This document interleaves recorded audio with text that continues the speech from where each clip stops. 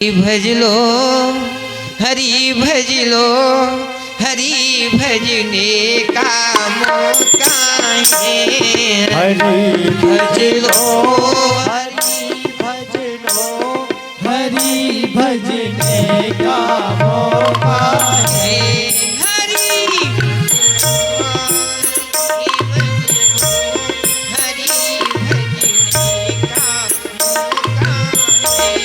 हरि भज लो, हरि भज लो, हरि भजने का मौका है। रगड़ का सत्संग की प्रकट कर ज्ञान की ज्योति। रगड़ का खूब सत्संग की प्रकट कर ज्ञान की ज्योति।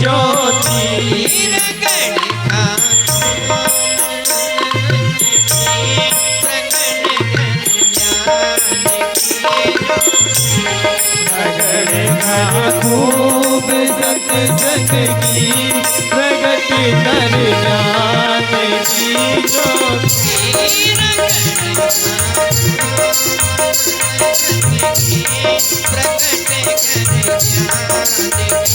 ज्योति। रगड़ का खूब सत्संग की प्रगट कर ज्ञान की ज्योति। हरि बोल।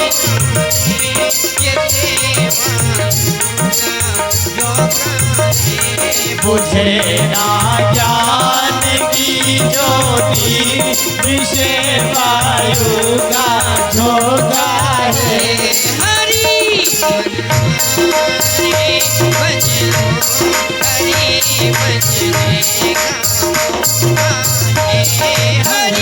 भज लो, हरि भज लो, हरि भजने का मौका है। कभी भज लो,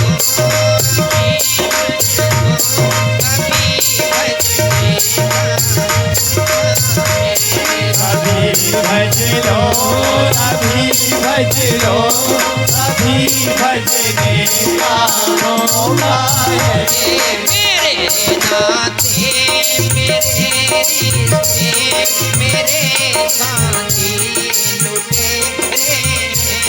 मेरे नाते मेरे रिश्ते मेरे साथी लुटेरे।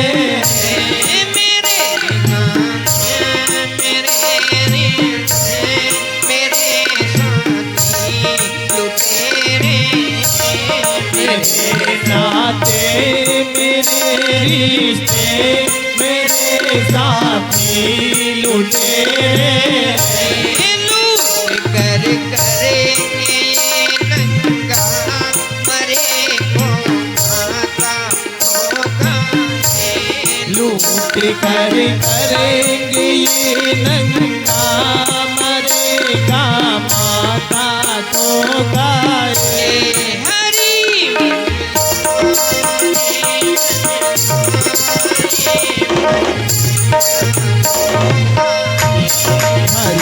भज लो, हरि भज लो, हरि भजने का मौका है।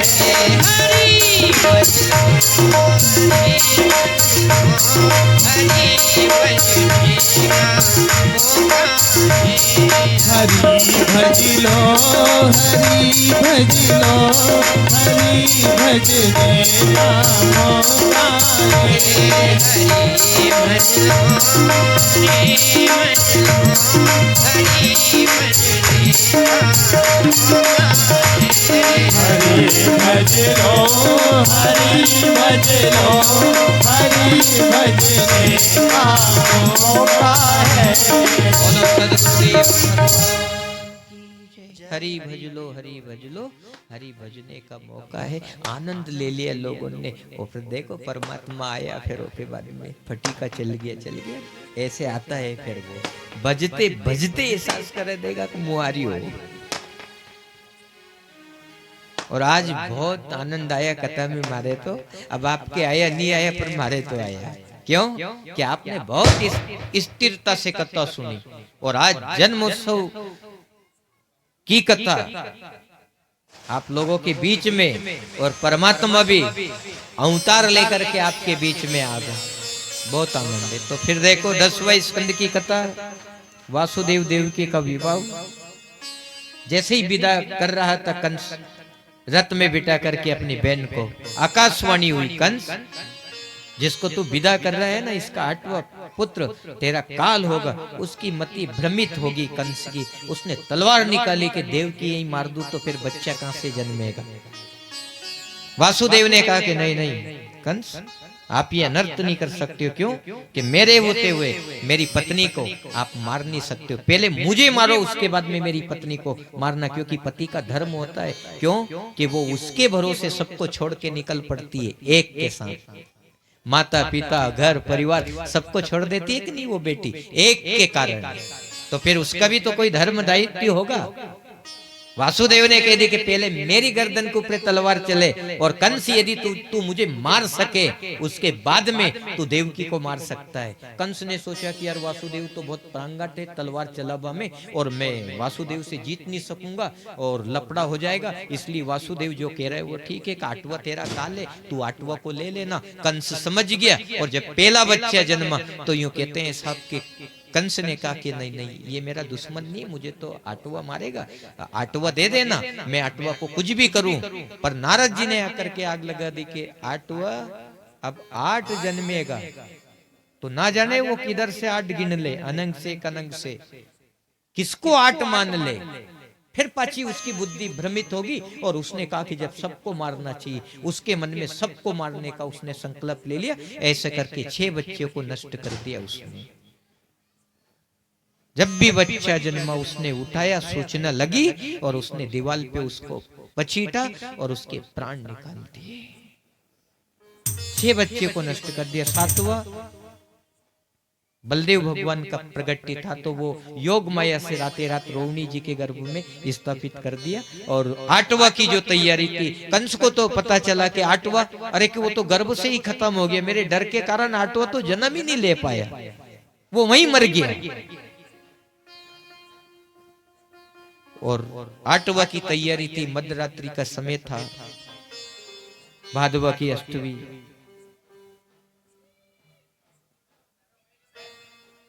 और जैसे ही भगवान ने चतुर्भुज रूप धारण किया और कारागार जेल के छत पे आकर के वासुदेव को जगाया, वासुदेव मैं आ गया हूं।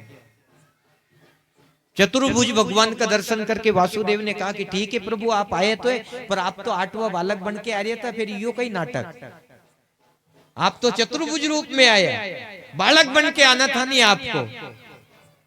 तो भगवान ने की कि चल ठीक है तू कह रही हो तो बालक भी बन जाओ, क्योंकि मुझ भक्तों की तो बस में जैसा बना उसा बन जाऊं।